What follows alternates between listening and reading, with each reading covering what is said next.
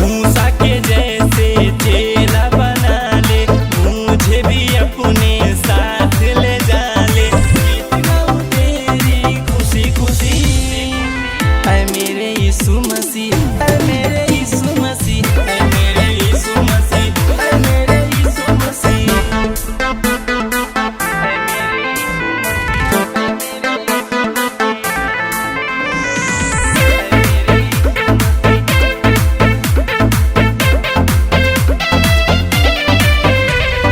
Daniel को जैसे शेरों से बचाया, यूना को जैसे मछली से बचाया।